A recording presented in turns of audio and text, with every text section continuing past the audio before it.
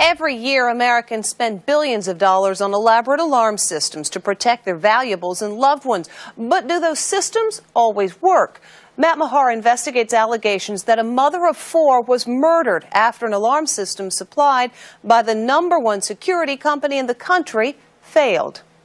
It's the largest home security company in the country, ADT, with systems in more than 5 million homes. I woke up in the middle of the night, terrified. The terror depicted by the mom in this commercial echoes the real-life fears this woman had.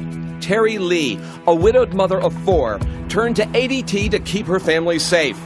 Her family says that turned out to be a tragic mistake. Terry feared for her life because she and her children were being stalked by this man, an ex-boyfriend named Stephen Van Kuren. She was in tears when she complained to the police. It's creepy to have somebody following you home, even if you do know the person.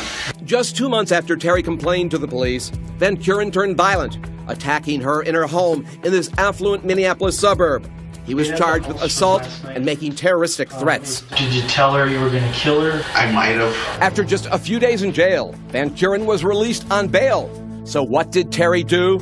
Just 2 days after his release, she bought what she thought was the best security system money could buy from ADT for more than $2,400. Terry's sister Vicki says the system helped her feel safe.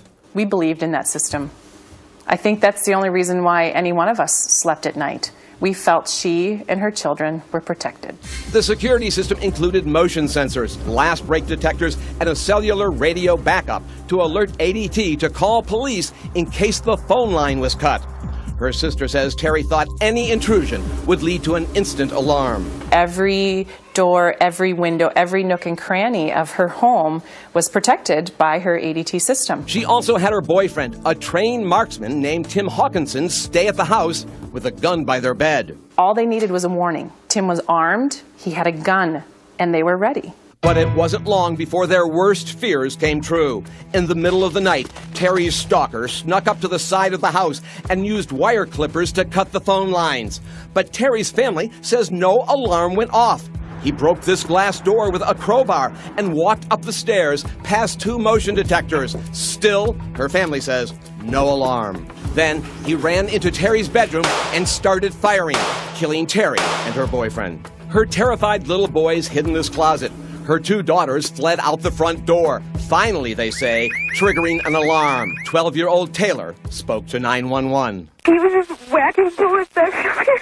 And he got my mom's boyfriend, too. I think he's dead. It failed. It didn't do what it was supposed to do. They screwed up. Vicki, who is now raising her sister's 4 kids in addition to her own, is suing ADT, accusing the company of fraud and false advertising. Her lawyer, Bill Harper, says Terry's alarm system was not properly designed, installed, or programmed. If the alarm had gone off, it would have gone off here, it would have gone off in the basement, it would have gone off outside so the neighbors were aware of the lights and the siren. When the phone line was cut, according to the lawsuit, this is what should have happened.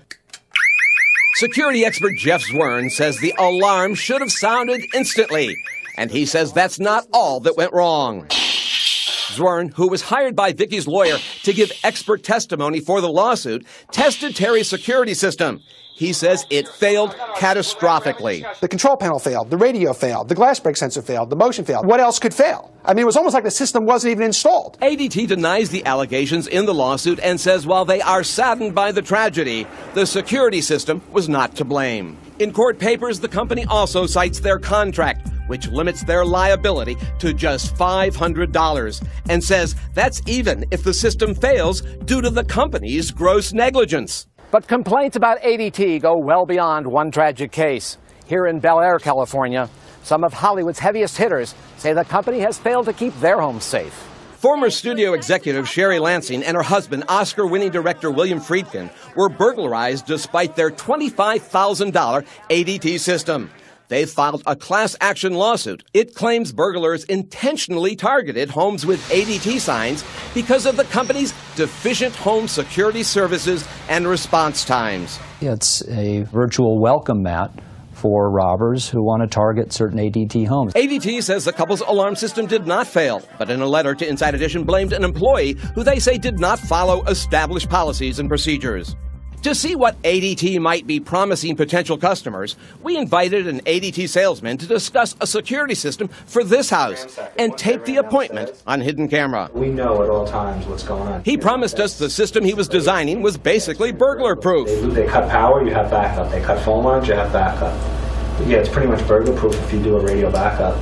There's nothing else they could do. It's disappointing what I see here. We asked the alarm expert hired to testify in Vicky's lawsuit for his opinion of the claims made by the ADT salesman. It's real baloney. He's making representations that are way beyond the scope of how these systems function. As for Terry Lee's children, her sister says they may never feel safe. Obviously, there's one man that pulled the trigger, and I know that. But ADT gave him a clear path right up to her bedroom. They might as well have opened the door for him. ADT says it has what it calls an unparalleled record in helping to safeguard millions of customers' homes. They say they are investigating the claims made by the sales representative featured in our report and will, quote, take appropriate action, end quote, once they verify the facts in the case.